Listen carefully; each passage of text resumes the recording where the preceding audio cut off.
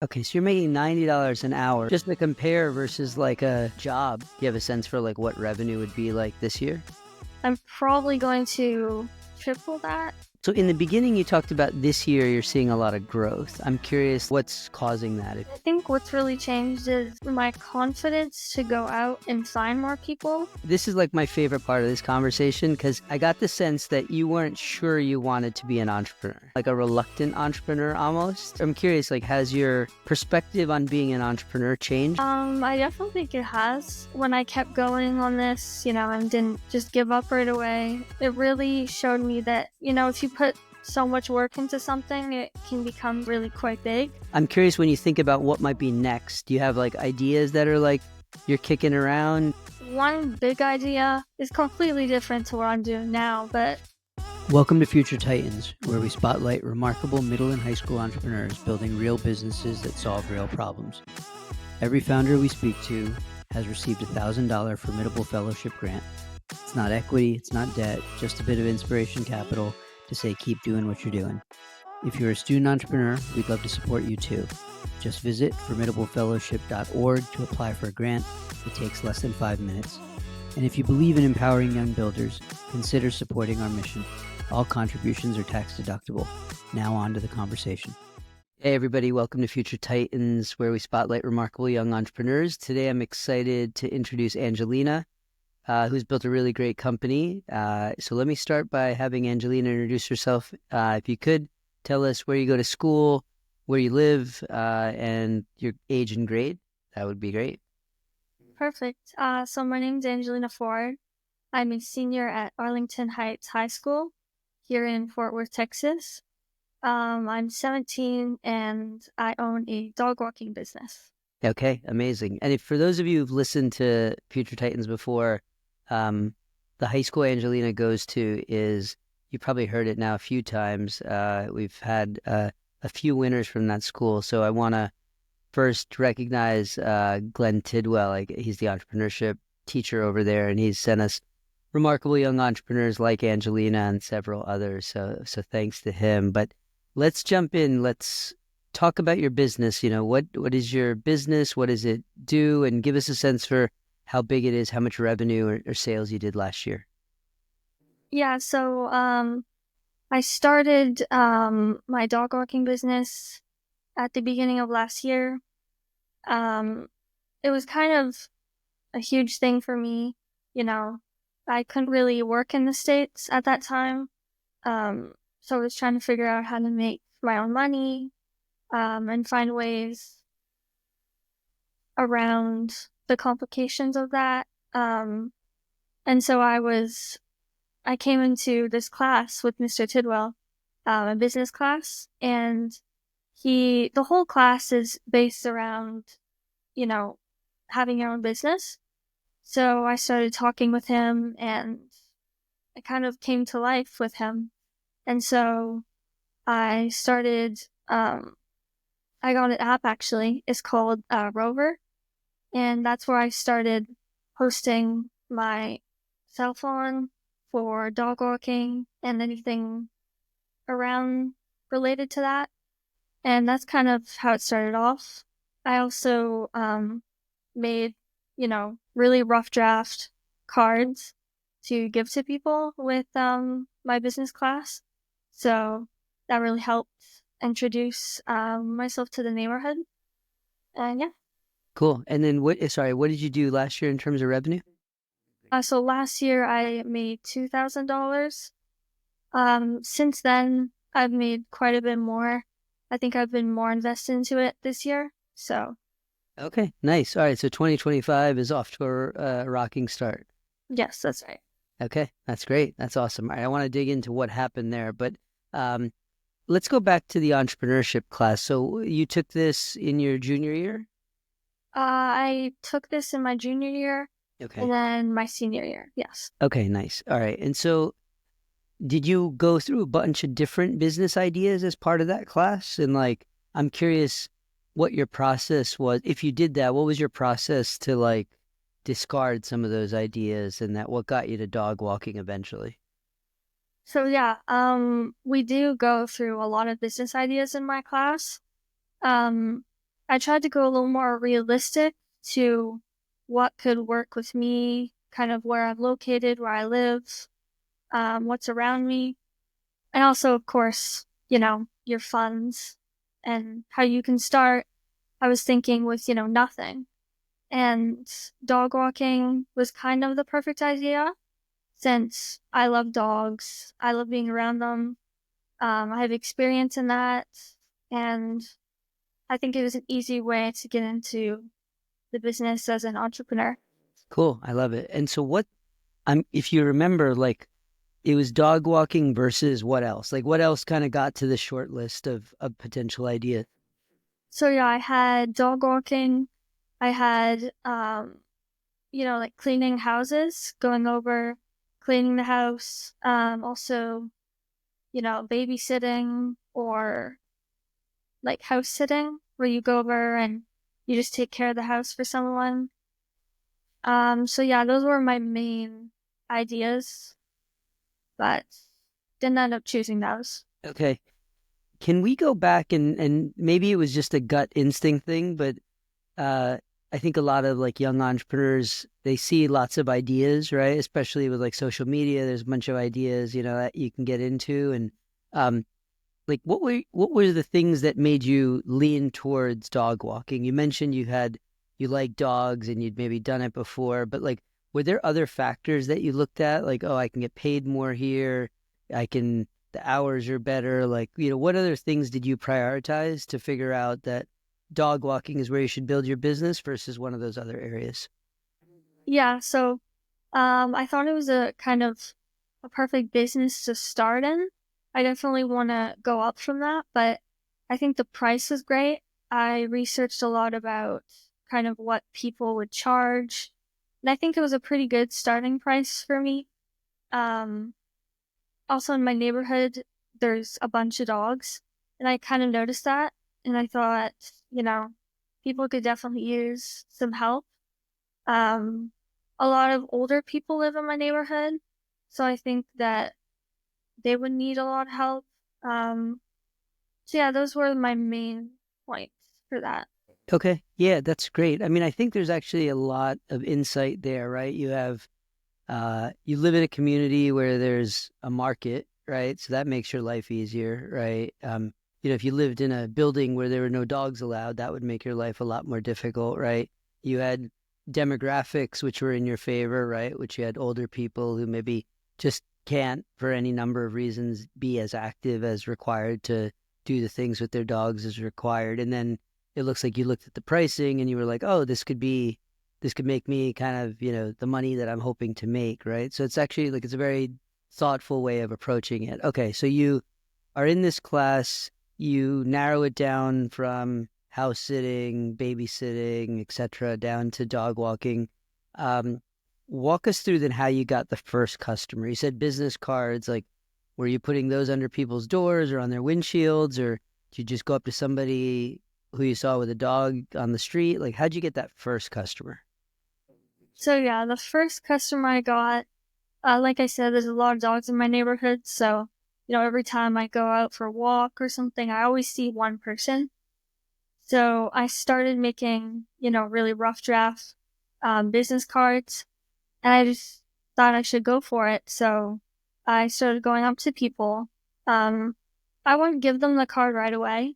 I'd kind of just get to know them, um, ask to pet their dog, and then I'd see them again. And then that's eventually where I'd explain to them that, I have a dog business.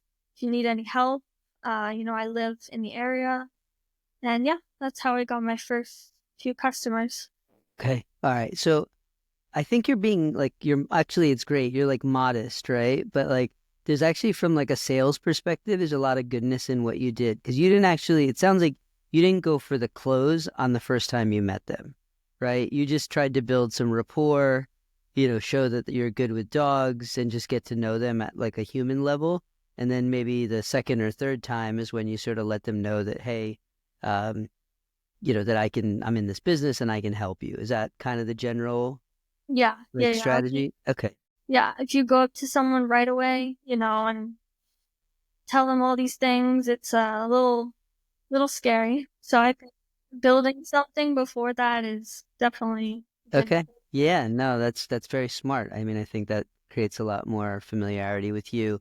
Um, so the idea, like, if I'm in 11th or 12th grade, just remembering back to when I was that age, like, I would be petrified of going up to strangers, like, no doubt, right? I just wouldn't, like, it would take I'd have to, like, really work myself up to do that, because I was a pretty introverted kid. Like, where did that come from? Are you just an outgoing person, or was that first time going up to somebody, was your, like, heart beating and your heart was in your throat, kind of like, how easy was that? I mean, it was definitely nerve-wracking, I think. Um, but I knew also the first time I'd go up to someone, I didn't have that much pressure because I knew I was just, saying hi, petting their dog, and saying have a good day. But it's definitely nerve-wracking, mostly because you don't want to get shut down right away. But I realized that that's the whole point. You need to kind of go out there and just do many times as you can, and hopefully someone comes back to you. Yeah. Okay, good. So I wonder, do you have a sense for now how many dogs do you have to sort of pet and do that whole thing with to get a customer? Is it like for every 20 dogs I kind of go through that one or two sort of meetings, we'll call them, I end up getting a dog walking customer, or is the hit rate better or worse than that? So I've noticed that going up to people and kind of starting a conversation first, I get more people doing that than just straight on, saying that I have a dog business and all that. But it's kind of hard to know. A lot of people are different and maybe not looking for the same thing or just not interested at all. So, I've got pretty good hit on going up to people. I think it's more popular when they see your face and kind of talk to you and know who you are a little more than, posting the ad online. So I think it was much more popular to me. Okay. And is that still the primary way you get customers, or do you get customers now through Rover, or do your business cards that you keep, maybe you put around, are those getting you customers? Like, what's the primary method? So the primary method right now is probably going up to people. Um, but I do get people through the app Rover. Um, but of course, you're not seeing that person. You have to kind of create trust with the person, to take care of their pet. So, yeah, going up to people is the primary. What's the best way? Okay. If you could if you could draw up the ideal profile of a person, when you see them, you're like, oh yeah, this person's going to become a customer, right? Like, what are their characteristics? Like, male, female, old, young, with kids, without kids. Like, have you figured out, like, there's a type that is most attracted to your services? So, yeah, sometimes it's hard to know because, it's just one person walking. Um, but I think, as I said, the older people out walking, it's definitely more attracted to them. Um, and also couples. When I see couples with a dog, I think they both have jobs. They're kind of doing a bunch of things. Um, and I've actually talked with some of my customers. And they said that, they both have jobs and they need someone to take care of their dog while they're both at work. So, yeah, it's mostly couples and then older, seniors. Okay. Okay. That's great. So I think, like, you're sort of you're doing equivalent of, like, door to door sales, right? Obviously, you're not going door to door, right? But, like, it's a super underrated skill, and I think more people should do it. And then you've kind of figured out what a good profile looks like, and the only way to do that is by talking to lots of people, as you've presumably done, which is great. Um, so let's talk about pricing, right? Like, it looks like you did some research before you even started the business about what pricing would look like. How Your research versus today, what pricing actually is, how similar are they? So, yeah, when I started looking at pricing, I also got it from other entrepreneurs in my school, kind of what they were charging to other people. But I started off quite low as a price just to kind of get people in and kind of get it running. But then I've definitely increased the price, knowing that, a lot of people actually do need help with their dogs. And, it's dogs for them or any animal are very precious to them. So I notice a lot of people will do anything for them. So yeah, the price kind of started between um, $12. I noticed that people charged, 25 to 30, but at first I didn't think that I would get any customers if I charged that much. But now I realized, I can. Okay, that's cool. And so what what made you realize though that you could do that? Was it just like you started to feel more confident in your own abilities, or you were just getting too many customers and you're like, I have to raise prices because like I just can't keep up with demand? Like what was, were there a couple of moments that made you realize you could, because it sounds like you've more than doubled or maybe two and a half times your price. So like was there something that made you see that?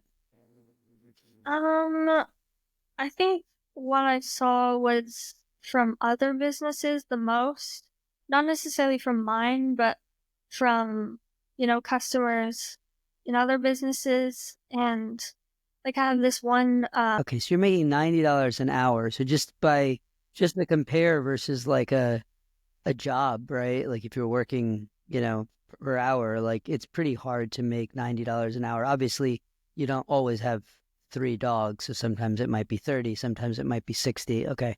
That's great. So in the beginning you talked about this year you're seeing a lot of growth. I'm curious like what's changed or what's causing that if you have a diagnosis of that.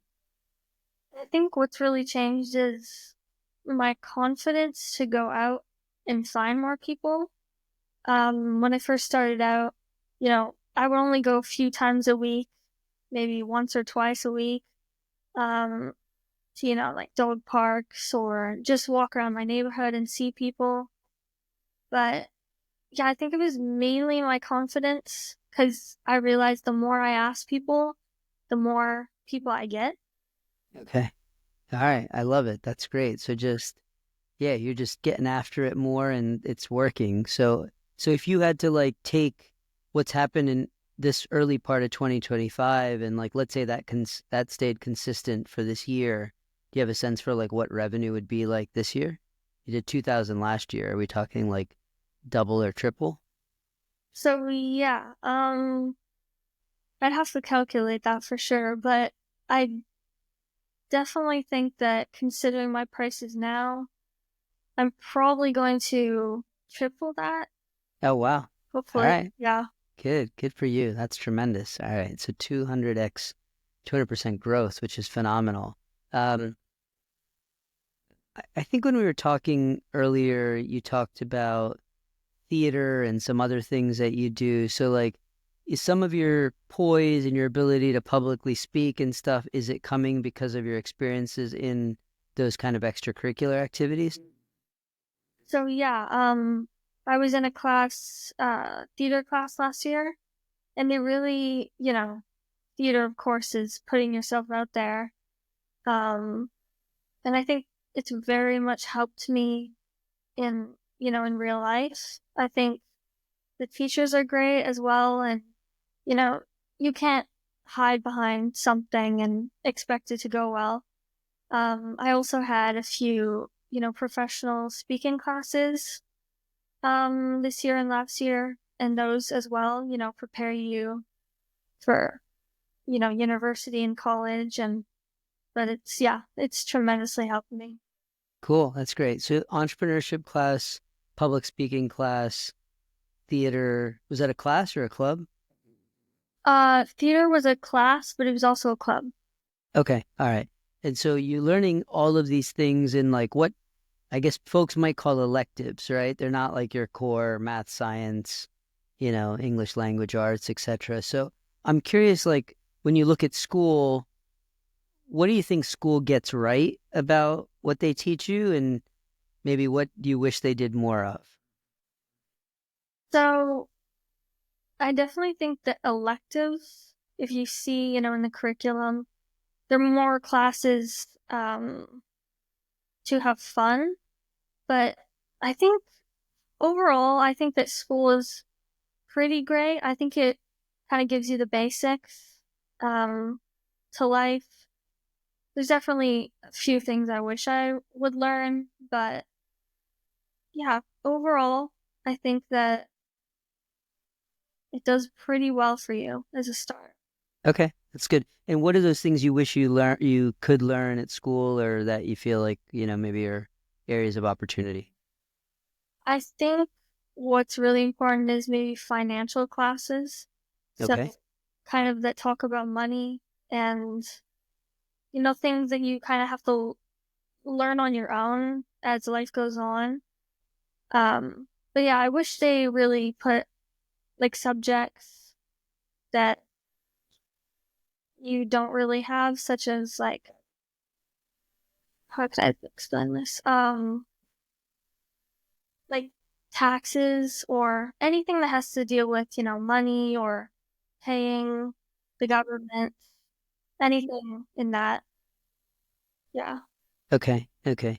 And so before you started the dog walking business, it sounds like because you couldn't get a sort of typical 9 to 5 or like an hourly job, right? For other reasons. Is that right? Yes, that's Okay. Okay. Got it. And so how has making money on your own kind of changed your perceptions of money? Like, are you investing it in some way? Are you saving it? Like, what are you doing with the money you're making? so yeah, currently the what I'm doing with the money is truly just saving it till I know, for sure what I want to do with it. I'm also quite young, so I'm just kind of trying to enjoy my job, enjoy these last few months I have left, and then, yeah, hopefully, go to college or university, take a business class of some sort. But yeah, I truly want to get more into entrepreneurship and have my own business someday. So I'm just kind of preparing for that. Okay, good. So you're kind of squirreling it away. And what did you do with the Formidable Fellowship grant? Did you invest that in ads or something, or are you kind of like also saving that for the big entrepreneurship reveal later on? So most of it I did save, but I did make business cards, which were pretty nice. I think people like a little more official cards. So, they know you're into it. Okay, yeah, yeah. Like putting a professional appearance on what you do indicates that you take it seriously and you're not just like, doing this as some side hustle all the time. Okay, that's great. You said you used the Rover app.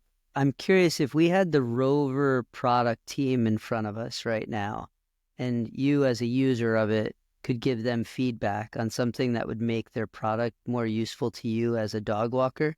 What are some things you'd tell them? Um, well, overall, their app is pretty good. Um, One thing, how they make their profit is they take a percentage of what you make each time that you get a customer. Um, Honestly, I don't know if I have any feedback. It's a great app that they have. It shows everyone in the area that needs anyone or needs help. Um, you can contact them directly on there. You can call them, face to face. Um, so yeah, I don't think I have any feedback to give. Okay, see, but you would like them to take less of a cut, I imagine. That's definitely true. Yeah. Okay. All right. That's good. So, all right. I'm curious about Rover. I'm going to sort of just digress a little bit. So, and I know you would never do this. So I'm just saying, generally speaking, okay? Okay. I'm walking my dog. You see me, you come up to me, you pet my dog, and you tell me about your business. I get it. You get to keep 100% then, right? You get it through Rover. I come through Rover and they take, what do they take? 30%, 20%? So yeah, they take around 25, 30%. Yeah. Here's the price that you're charging on there. Got it. Okay. So why wouldn't you just tell me, hey, next time, I'll charge you instead of 30, I'll charge you 26, but just pay me directly. Like, why do people stick with Rover? I've never understood that. I think why they stick with that is, as I said, going up to people is how I started it. But I think when people don't want to do that, they go through, apps, um, where there's already people on there that need help. So, you just message them, you put a profile on, they see it, and they hopefully, respond. Because you have, like the area that you work in. So if they live there, it's perfect for them. Um, so I definitely think it's a little bit easier to, well, for some people that don't want to go up to people. Um, yeah, it's an easier way, I think. Okay, cool. Um, and so as you think about growing this business, it sounds like you're contemplating college or you've made a decision to go to college next year. Next year, yes, I do want to go to college. Okay, okay. And do you think this is a business that you would maintain, and continue to do in college, or would this be like, all right, that was a fun entrepreneurial venture. I'm gonna go do my next one when I get to college. What do you think about that? Yeah, so at the moment, I think I'm going to keep my business going. I think because of that price change, I see it, it keeps just building up. Um, I do think eventually I will stop and go to my next idea. But at the moment, I'm quite happy with where things are going. Cool. That sounds great. I mean, you're growing really fast. Have you ever thought about hiring other people to do the work? And like you don't, because right now you're doing all the walking, I guess, with the dogs, Yes. right? Have you ever like thought about contracting it out to somebody or not? Not yet. So yeah, I've definitely thought about it. I've there's a few people in my class that know about my business, and have asked, and I've had people come up to me and say, "Oh, if you ever need anybody, you know, they could help." I haven't really thought about it too much. Um, I think I do like being the one and only boss, but if I do consider, going farther in this, I definitely do think I should find a few people. Okay. Okay. Um, I know the first time we chatted when you were kind of interviewing for the grant, I got the sense that you weren't sure you wanted to be an entrepreneur, right? Yes, that's right. It feels a little different this time, Yeah. right? Like maybe with the growth and you've just got more confidence. I see. I'm curious, like, has your perspective on being an entrepreneur changed since, we talked a few months ago? I definitely think it has. I think just when I kept going on this, and didn't just give up right away, it really showed me that, if you put so much work into something, it can become something, really quite big. Um, so yeah, I just decided to keep on going and hopefully turns out for the best. Okay, cool. I love it. This is like my favorite part of this conversation because I remember getting off our first call and like I would call you then like a reluctant entrepreneur almost, right? And like now I feel like you're embracing being an entrepreneur, which I think is awesome because I think you're a really good entrepreneur. So that's makes me very happy to hear that. I'm curious when you think about what might be next. Do you have like ideas that are like you're kicking around and you want to go do next? What are those? What do those look like? So one big idea is completely different to what I'm doing now, but um, I was always had an idea to have like my own gym.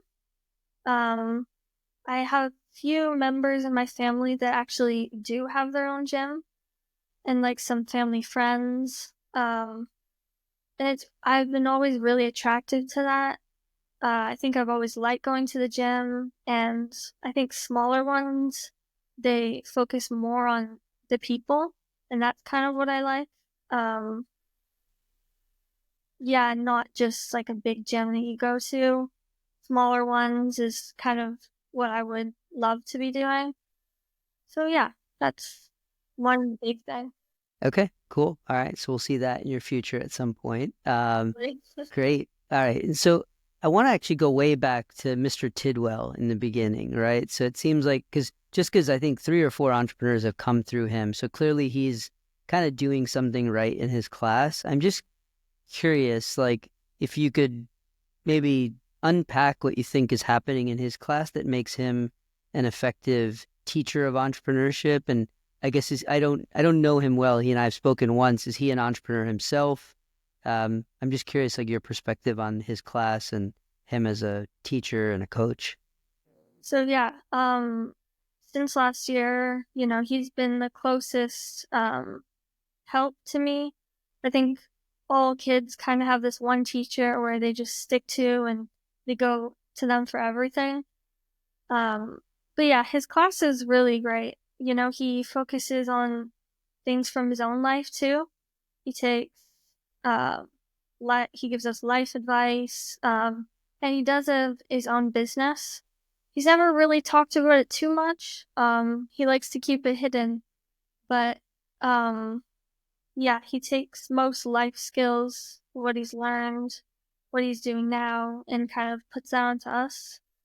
Um, I also think that, school and classes are kind of on one curriculum, but he definitely tends to add things that aren't in that. And I think that's what it makes much better. Okay, so it's just a more engaging kind of like, and sounds like he just cares too, which is important. And yeah, I respect that Mr. Tidwell doesn't tell a bunch of you guys who are sharks his idea, because you'll all come out and probably build a business now. He's got like 20 competitors, so that's maybe a smart move that he keeps that on the down low. Okay, great. So that class has sounded really, really instrumental. I'm curious, outside of Mr. Tidwell's class, are there other entrepreneurs, local, on YouTube, kind of, famous ones that you look to and you're inspired by, or that you feel like you've learned stuff from? So yeah, they're mostly, the inspiration that I've got is from, kids at school. But I also, um, got inspiration from some YouTubers, online. One of them is called More J Stew. They're quite big, um, and they give honestly a lot of advice. They have a podcast too, which I listen to sometimes, and they make I don't know, they make me push myself to kind of become that. So yeah, those are the majority of my inspiration, but also my family. I think my uncle especially, he's been through quite a few jobs. But now he just settled down to be a plumber, and now he has his own little plumbing business, and yeah, I take from that as well. Okay, cool. And what was the name of the YouTube channel? More J Stew? Yes. Okay, and what's their like focus? I'm not familiar with that channel. So yeah, their focus is honestly it's for younger, people like me, teens, maybe till 20 years old, but uh, they focus on kind of just having fun and um, yeah, they always come up with cool video ideas of, for example, 24 hours, I don't know, on Mount Everest or something like that. And it's just really nice to see people that go out of their way. And, like these videos cost quite a bit. So I realize you kind of need to put yourself out there and trust that people will give back for that. Okay, cool. If we could get the crew from More J Stew in the room and you wanted to ask them advice on for your business or your next business, the gym business, like is there anything that you think they could be really helpful on? I think one thing is how do you, like, where should I put my money? I think I have a hard time knowing what I should kind of invest into. Um, because I do want to expand my business, but I'm not sure in what kind of direction I should, if that makes sense. Yeah, yeah. I think when we talked, you actually talked about adding other services. So I'm curious, like, where is that, and what are those services, and where are you in that kind of journey?